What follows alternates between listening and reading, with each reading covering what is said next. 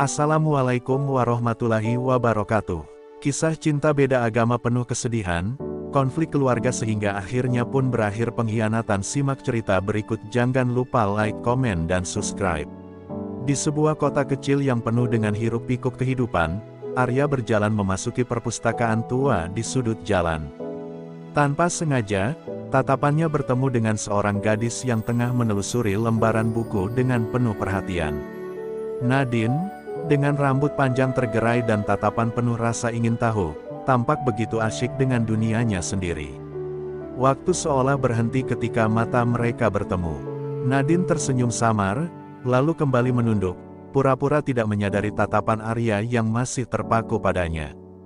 "Buku itu menarik, ya?" tanyanya, suara bergetar pelan. Nadine menoleh dan mengangguk, seolah percakapan itu sudah dinantikannya sejak tadi. Perbincangan yang awalnya ringan berubah menjadi obrolan panjang yang tak mereka sadari. "Aku harus pergi," ujarnya dengan nada ragu. Arya, yang masih ingin berbincang lebih lama, mencoba mencari cara agar mereka bisa bertemu lagi. "Boleh aku tahu kapan kamu akan kembali ke sini?" tanyanya penuh harap. Nadine tersenyum kecil sebelum menjawab, "Mungkin besok. Mungkin juga tidak. Tapi jika takdir menginginkan, kita pasti akan bertemu lagi." Hari-hari berikutnya, Arya dan Nadine terus bertemu di perpustakaan yang sama. Mereka selalu memilih sudut yang jauh dari perhatian, di antara rak-rak buku yang jarang dijamah orang lain. Setiap pertemuan menjadi semakin berarti, setiap percakapan semakin dalam. Namun, setiap kali mereka menghabiskan waktu bersama, di hati kecil mereka ada suara yang berbisik bahwa kebersamaan ini tidak akan bertahan lama. Nadine semakin merasa gelisah. Ia mulai menyadari bahwa perasaan ini bukan lagi sekadar ketertarikan, melainkan cinta yang mendalam. Hubungan Arya dan Nadine semakin dalam, namun bersamaan dengan itu, tekanan dari keluarga mereka semakin besar.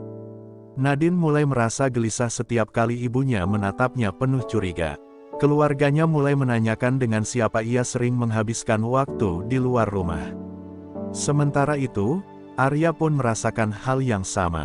Ayahnya, seorang pria yang sangat taat pada keyakinannya, mulai mencurigai perubahan sikapnya. Suatu malam, Nadine dipanggil ke ruang tamu oleh orang tuanya. "Kami sudah mendengar dari seseorang bahwa kau sering bersama seorang pria bernama Arya. Apakah itu benar?" tanya ayahnya dengan suara tegas. "Kami hanya berteman, ayah," jawabnya dengan suara bergetar. Namun, ayahnya tidak mudah percaya. "Kau tahu peraturan keluarga ini. Kau tahu apa yang sudah direncanakan untukmu. Jangan membuat malu keluarga kita." Di sisi lain, Arya pun mengalami hal serupa.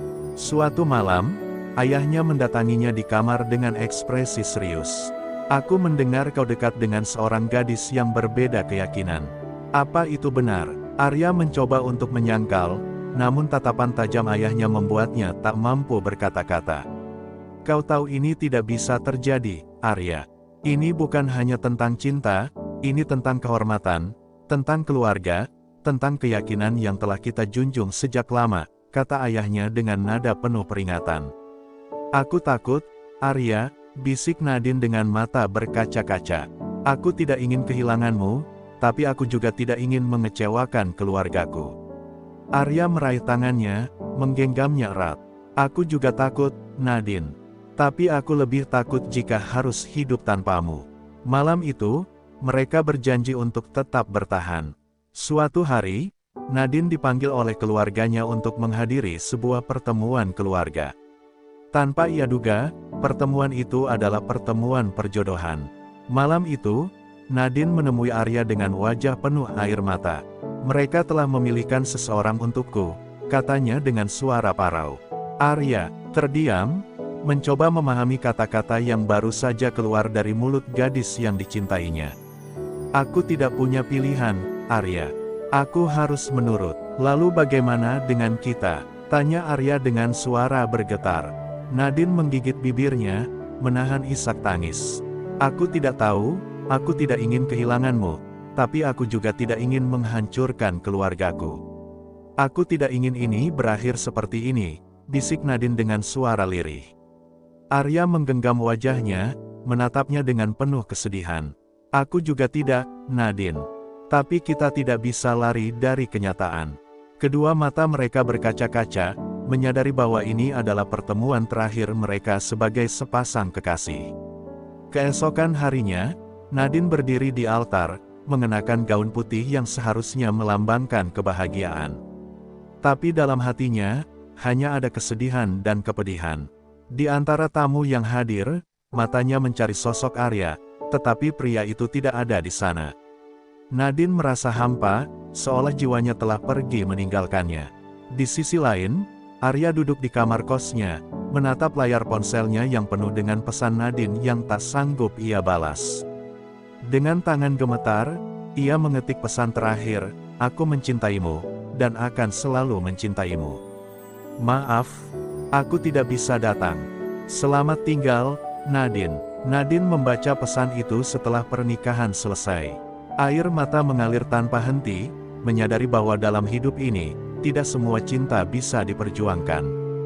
Beberapa cinta hanya hadir untuk mengajarkan luka, dan beberapa harus berakhir dalam kebohongan demi membahagiakan orang lain. Terima kasih atas dukungan kalian selama ini. Jangan lupa untuk like, subscribe, dan tinggalkan komentar jika kalian menikmati cerita ini.